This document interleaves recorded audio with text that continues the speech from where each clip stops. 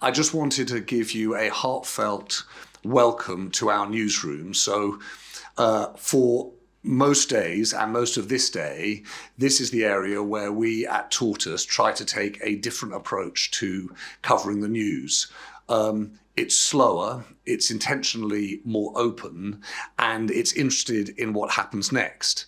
I was lucky enough to know Jeremy and a person who cared deeply about what happens next. And so when Suzanne got in touch and said, not only are we going to try and take the spirit and ideas that he brought to government and to public life, is there a way that we could do something together? I said, we'd do anything, because we would love to be the place where this conversation is held, where this celebration happens. But I should also say, journalistically, we'd love to take an interest in what happens next. So when it comes to the prize winners, the thinkers behind those prizes, if there is a way of taking that forward and telling the story of those ideas when they hit reality in practice, we'd love to be a part of that too.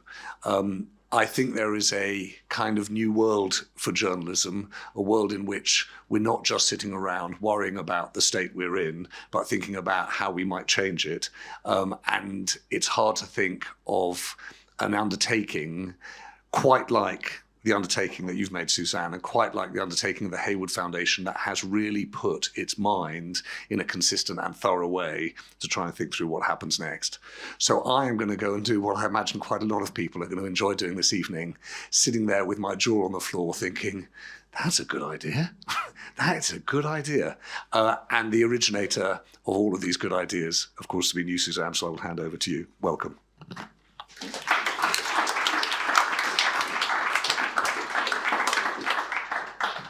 Brilliant. Thank you, James. Well, I think we're going to start with a video just introducing the foundation and this year's prize. Welcome to the Heywood Prize 2022, hosted by Tortoise Media.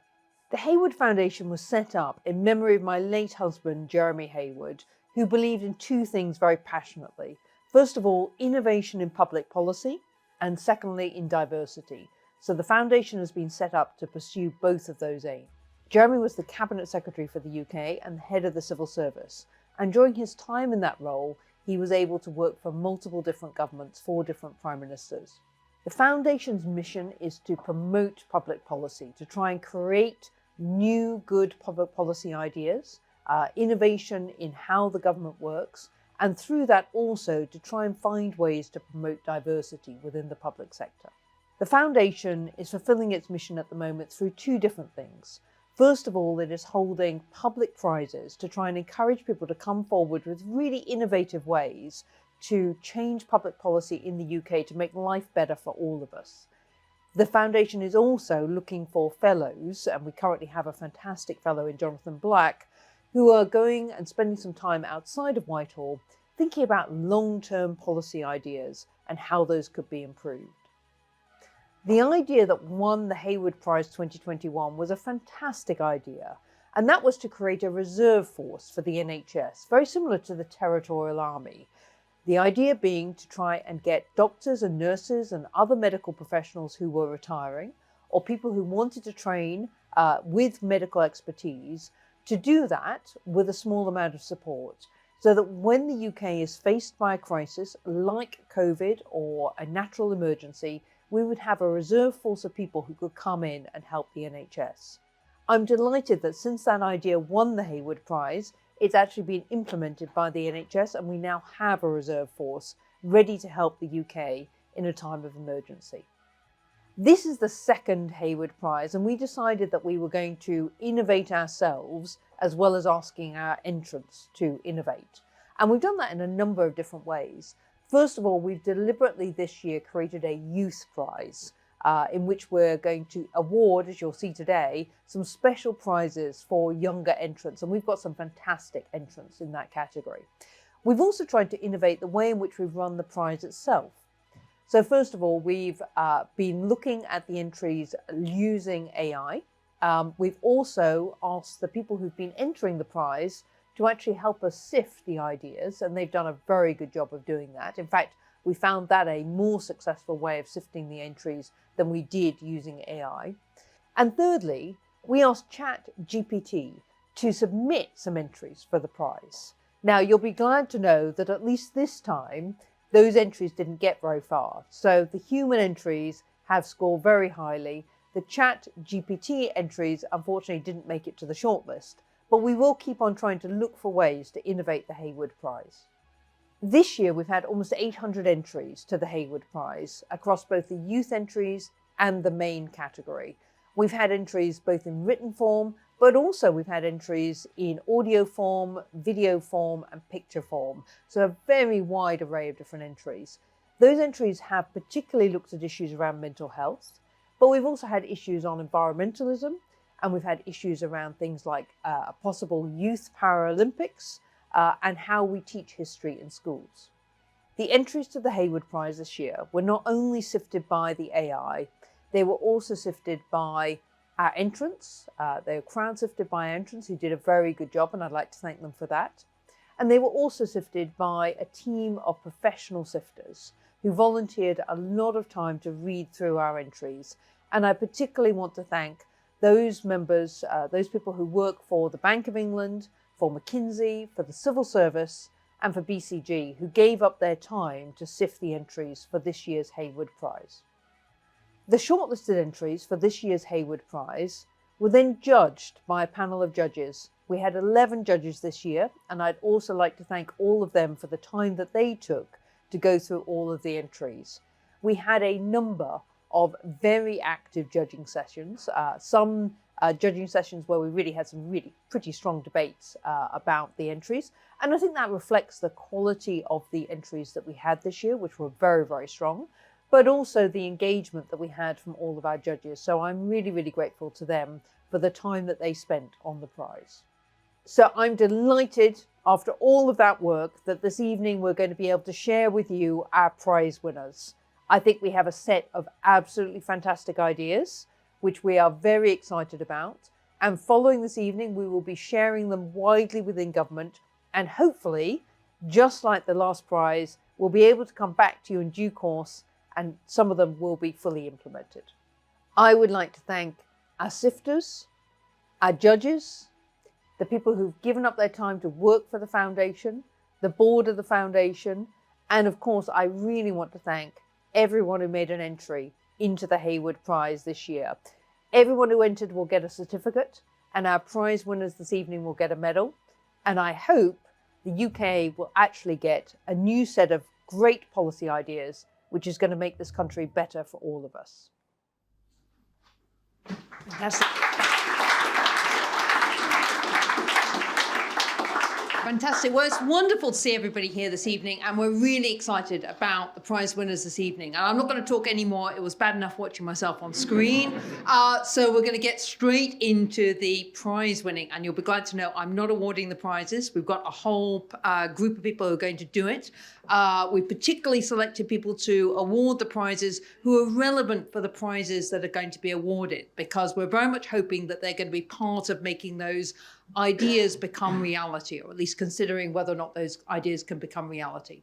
So before we get on to the main prize winners, we'd like to announce the runners-up, and we're going to start with the runners-up for the youth prizes. Now, we're going to put the names up in a moment on the screens. If your name is on the screen and you happen to be here, just stand up and we'll give you a round of applause. Wow. Woo.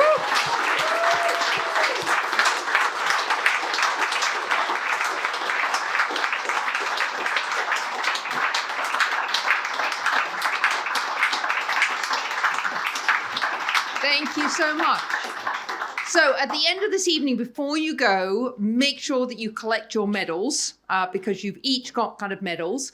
I also want to say that the ideas that we had some fantastic ideas, everything from synchronizing traffic lights to all sorts of things. All of the ideas that were shortlisted for this year's Heywood Prize are going to be available on our website after the ceremony, and they're all searchable, because the idea is that they become a resource that both the UK public sector and indeed any public sector can go and search for ideas and inspiration. So they'll all be there. So all of the runners-up will get a medal and also a certificate that you can get from the website as well. So many, many congratulations. So now we're going to do the runners-up for the main prize. And I should say all the youth prizes also went into the main prize, of course. And we're about to put up the runners-up for the main prize. So again, if your name, and there's 15 of these, so I think there's going to be 3 screens of them rather than 2. If your name is there and you happen to be here, please stand up and we'll give you a round of applause. Wow.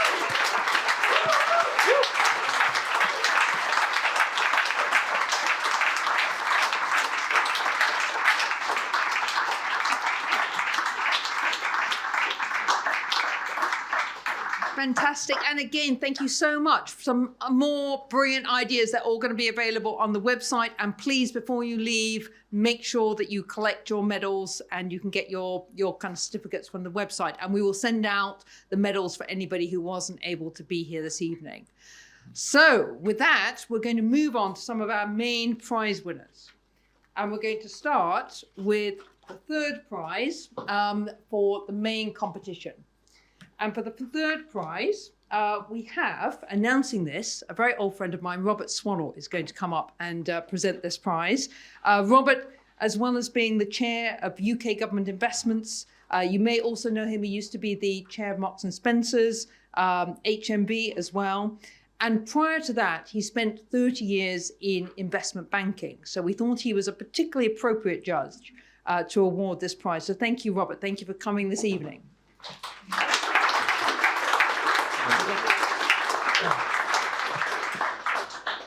I'm glad to say I spotted somebody else at the back with a tie, which was really good. But I'm sad to say this isn't a Marks and Spencer tie, but all the rest is, every bit of it, which is probably too much detail. We saw some fantastic submissions.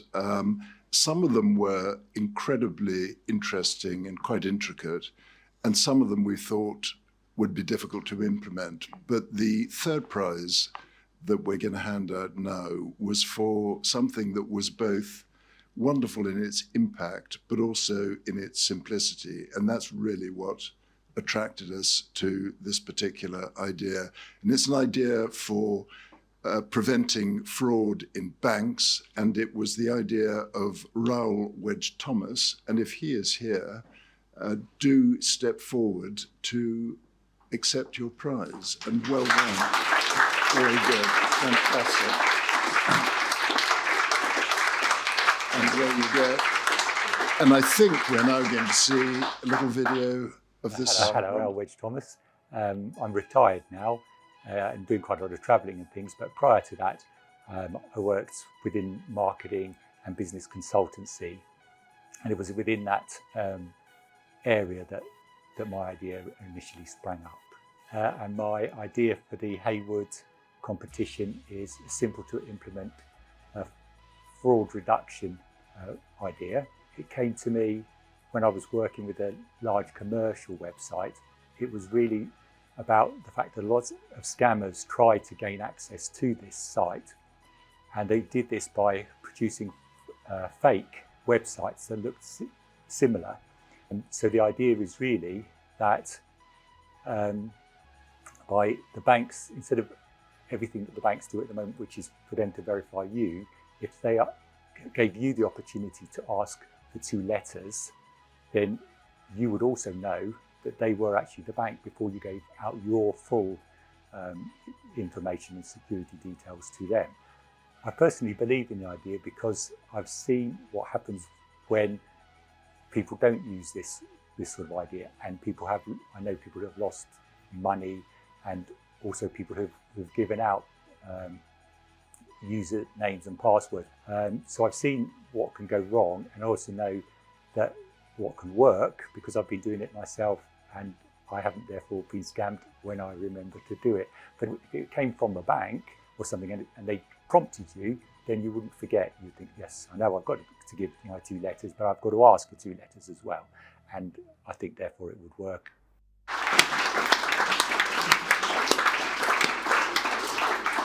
Congratulations, Royal. Thank you, Robert. I mean, I think it's a great idea, very, very simple idea, and we will make sure that we communicate that idea to everybody that we know in banking, and hopefully they will take it up, because I think a simple way of people being able to identify that the bank is calling them is just a very, very good idea. Now, as a marker of how many great ideas we had this year, we actually got into a bit of a deadlock on what was going to be our second place. And eventually, after quite a lot of discussion, we decided that we had a tie for second place. So we actually have 2 second place winners this year. We'll obviously award them both the kind of second place prize.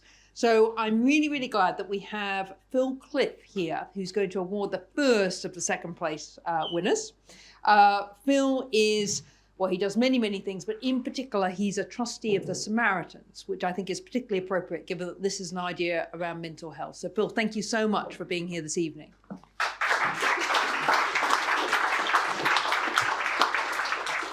Thank you. This winner has come up with an idea that we're calling, or he's calling, Grand Minds, and it's the mental health matching service, bringing together the over 60s and people with mental health issues. And I'll just say a little bit about why, from a Samaritan's perspective, that's such an important idea after we watch the film. But I should tell you who the winner is. So the winner is Harry White. Is Harry here? My name's Harry White. I'm a civil servant at the Department for Education. Harry White. I'm a civil servant at the Department for Education. If anyone at the DFE's watching, the DFE's amazing, and big shout out to the DFE. I also run a podcast part-time in my spare time, so that's a little bit about what I do. So my idea is, the title for it's called Grand Minds, and the idea of it is it pairs up elderly people or people over 60. So it pairs up people over 60 with those who have mental health challenges, and they can then offer them some listening and basic counselling services. And the idea of the name Grand Minds is that obviously minds to do with mental health, but also grand, kind of, you start to think of like grandparents, and the picture on the front of it is a grandma, and also the idea of like grand being good, so like improving people's mental health, but also helping hopefully to tackle loneliness is a big part of what I want to do with it as well. At the moment, we're in a real mental health crisis, particularly over the last few years. You've had COVID, you've had cost of living becoming more difficult, and I think anything to help with tackling mental health is incredibly important. And at the same time, you've got a real epidemic of loneliness, particularly amongst the over 50s. So, for example, Age UK, the charity, has said that if we don't tackle loneliness by 2026, you're going to have over 2 million people over the age of 50 who are experiencing intense loneliness. So I think this scheme would be a real way to tackle both of those things. So we now come on to our second place winner. How confusing is that? So I'm delighted that we have to present this award. We have Fiona Ryland. So Fiona Ryland has had a huge career in HR, but is now the Chief People Officer for the whole of the civil service. And you'll see in a moment why that is particularly appropriate for this prize. Fiona, thank you.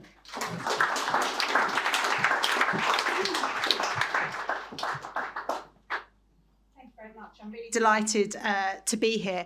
And when James from the Heywood Foundation sent me a bit of information on this entry, I made him send me all the information because I was quite excited about it. So I just want to say a few words about why I think it's such a great idea before I ask our winner to come up. So this entry is about introducing a senior fast stream that will help us deliver for the public and the challenging workforce ageism. And why I think this is such a great idea is, like a lot of organisations, the civil service is struggling to attract enough talent that we need, but certainly in certain professions.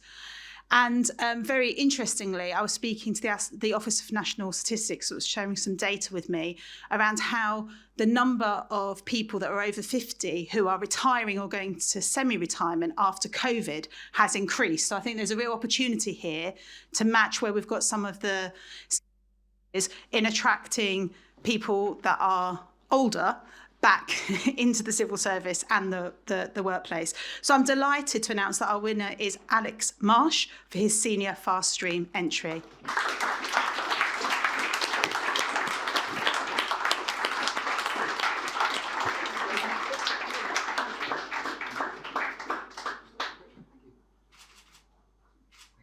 my name is Alex Mash and I work as a government economist. After a period of doing academic research on the relationship between the Bank of England and democratic accountability, I joined the civil service fast stream, working at the Department of Health and Social Care during the pandemic.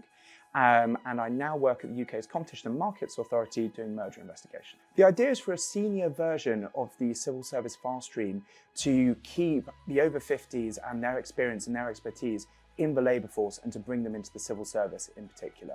So the idea originally came from me talking to lots of the over 50s I know about their experiences of struggling to stay in the labour force amidst some big changes like digitisation, which were pushing them out.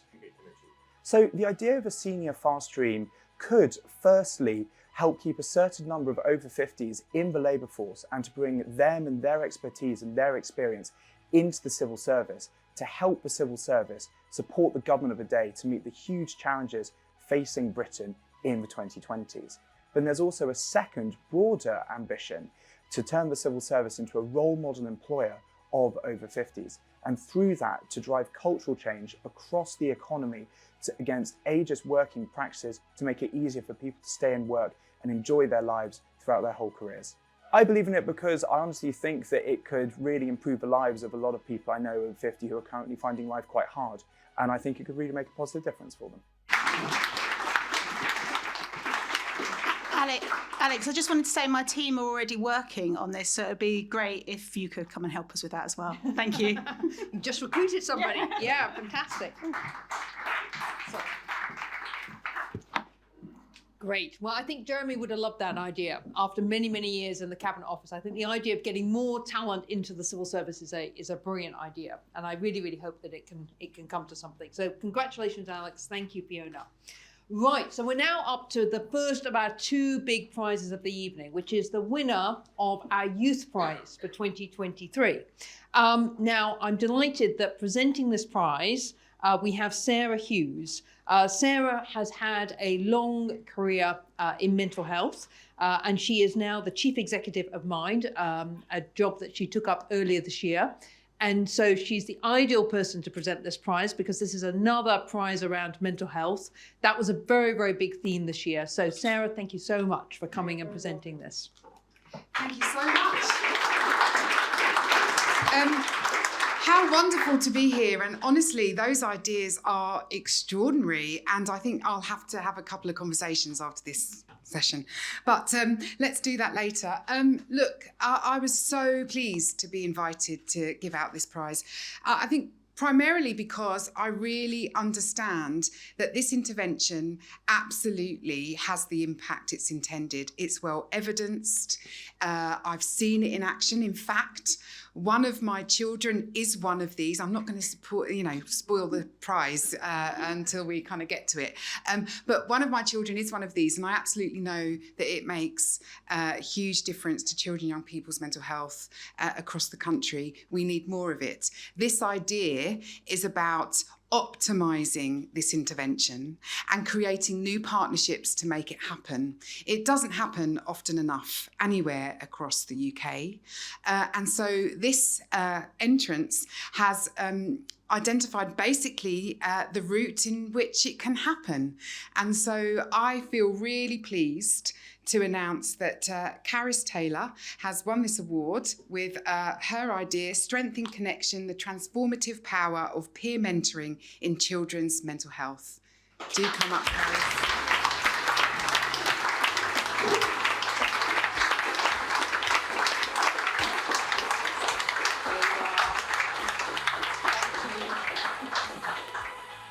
Thank you. And we haven't got a video. We've got a live interview, I understand. So take a seat.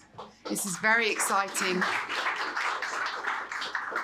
I'm not too sure everybody in the room will know very much about your idea, Caris. Can you tell us a bit about where your idea came from and what it is?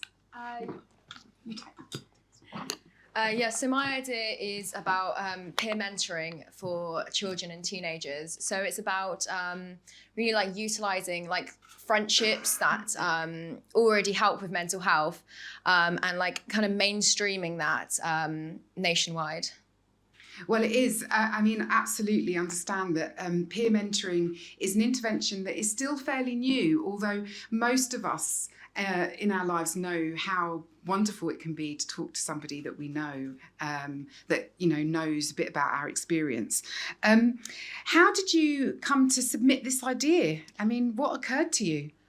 So I've had experience with mental health services in England myself, and frankly, they were abysmal, no help. And I found that it wasn't just me, it was many of my peers. And when I went to research it, I found that actually less than 1% of NHS funding is going into children's mental health. And there's actually been a £700 million cut in money going to like school nurses and public mental health services.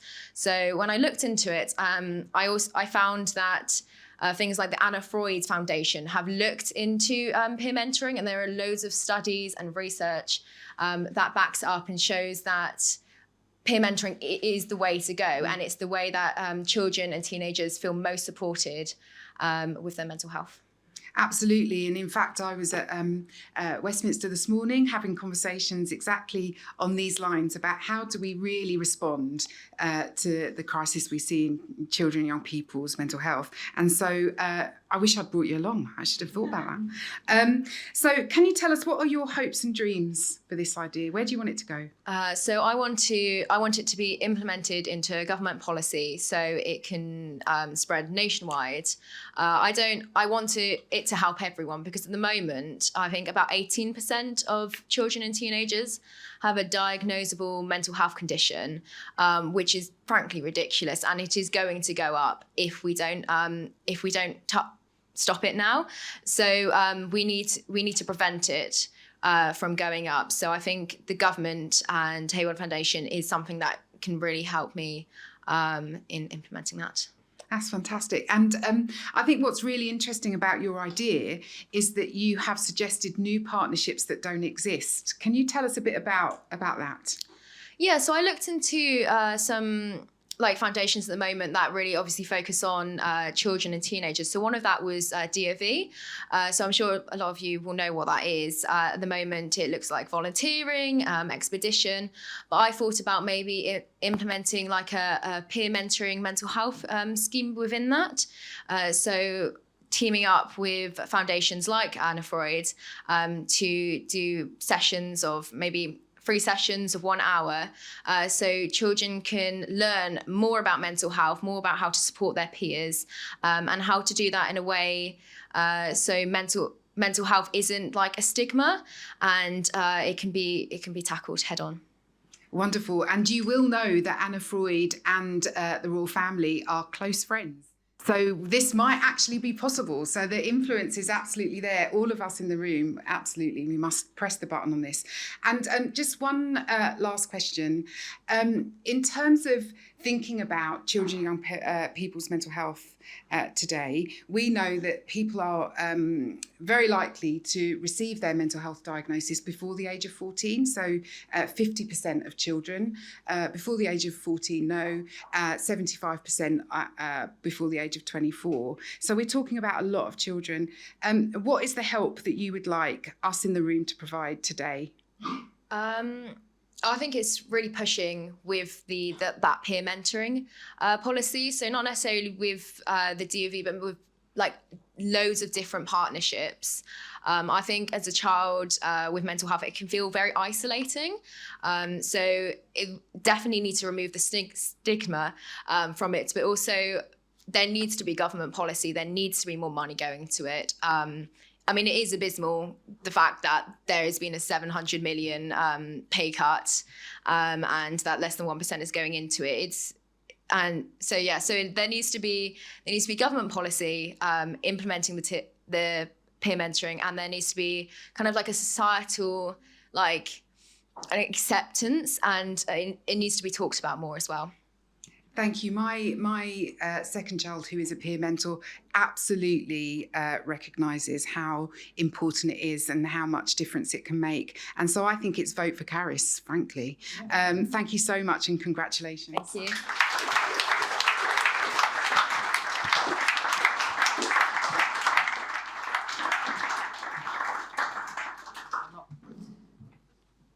Thank you so much, Sarah. Thank you, and well done, Karis. That was fantastic. Really, really exciting. We're going to do everything we can possibly do to make sure that that gets implemented.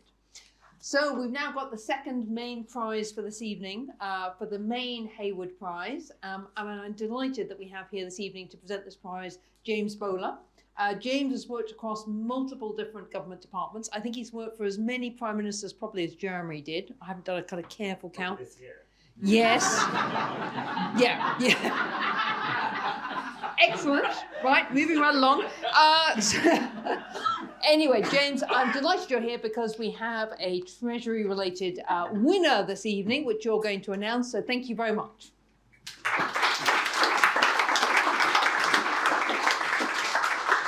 Hi everyone, good evening. I'm really delighted to be here. Thank you so much, Suzanne. I was managed by Jeremy for many a year, and I can absolutely attest to the fact that he pushed religiously for innovation, change from wherever it would come from with any part of the civil service structure. So there's so much coming through today that is very, very relevant to what he did. He was also very, very passionate about three things that are very relevant to the winning project tonight. Firstly, the legendary Whitehall silos. Jeremy was highly engaged in breaking down those silos and making sure that things could be cross-cutting and work right across Whitehall, not just in one place. Secondly, he was passionate about things working right through the nation, right through the United Kingdom, and devolution and bringing the local to the regional to the national. And thirdly, he was very, very good at linking the public, the private, and the third sector. And each of those things sounds quite straightforward, but actually each of them is really, really hard to do. And Whitehall has been trying to address those things for hundreds of years. The winner of this prize does all those things. And the idea, and I'll leave you hanging as to who the winner is for a few more minutes, is for a UK community infrastructure bank. And the idea, which you'll hear a bit more about in a minute, is that as it stands, we have an infrastructure bank for very large projects, for very grand projects, but this misses the whole sort of community ethos, which binds quite a lot of our society together. So the much of the infrastructure at the moment, and much of the change at the moment is quite economic and quite national. But what about that smaller level? And what about the social, not just the economic? And the idea is that you could have an infrastructure bank that invested in local community projects, be it a village hall, be it a community centre, be it a pub, be it a local business, be it a centre of a village or town. And I think it's very much onto something that this is missing at the moment. But I shouldn't tell you about it. I should get the winner up here to tell you more about it. And the winner, I'm very pleased to announce, is Andrew Holland.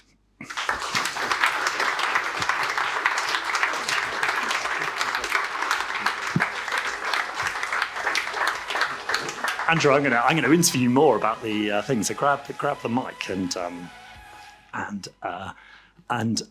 Andrew, congratulations. Tell us about it.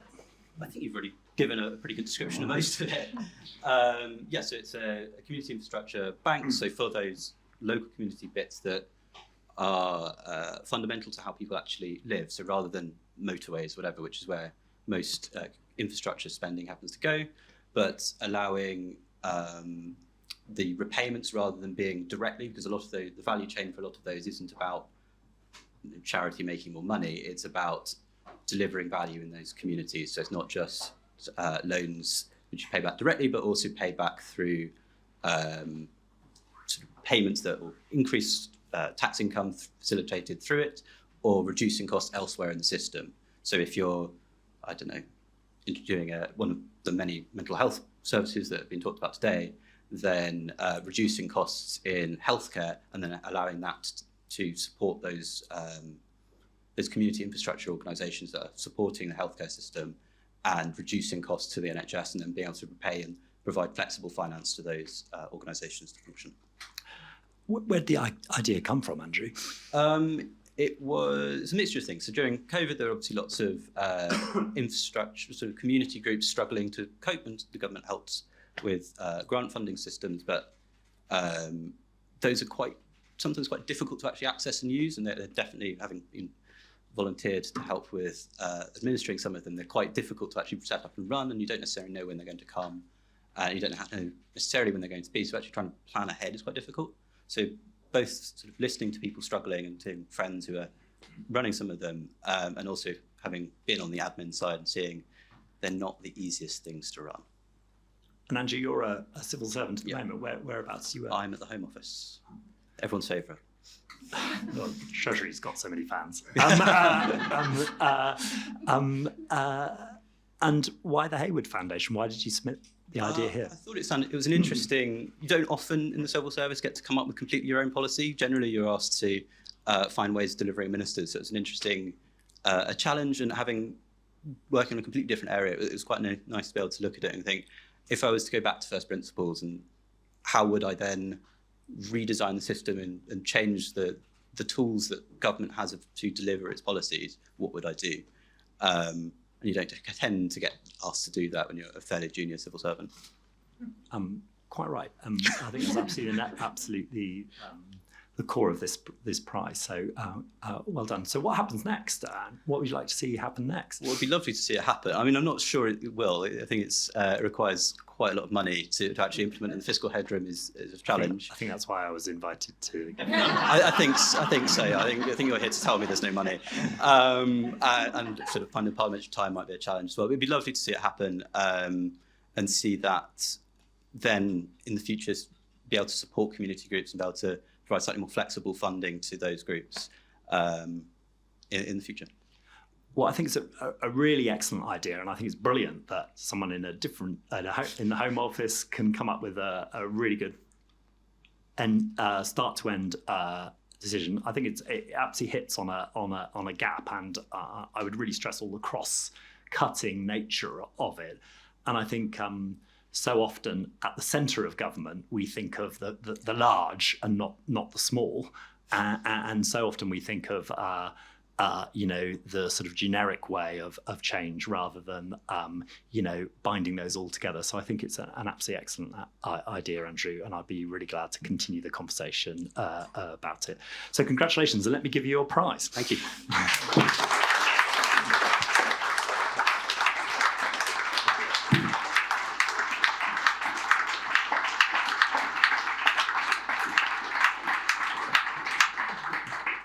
Fantastic. Well, many, many thanks to James, and congratulations to Andrew, congratulations to Karis, and congratulations to all the kind of prize winners this evening. So really, that is the end of our prize ceremony. You'll be very, very glad to know that everybody's here in person. We now have drinks and nibbles.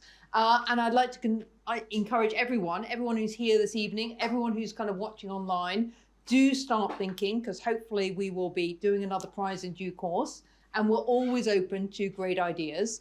And following on from this ceremony, as I said before, we're going to have all the ideas up on our website, so they're searchable, not just the ones that you've heard about this evening, but they're all the ones that were shortlisted will be available. And we'll certainly be following up and trying to make sure that as many as possible of the winning ideas are really considered by government, and hopefully some of them will be implemented. So thank you again. Don't forget your checks. Oh, well, checks will be sent out to the winners. Don't worry, we have all the, we will not forget doing that. James at the back has all the prize winners' names and addresses, and we will be sending those out after the ceremony. Thank you so much, and thank you everyone for being here this evening.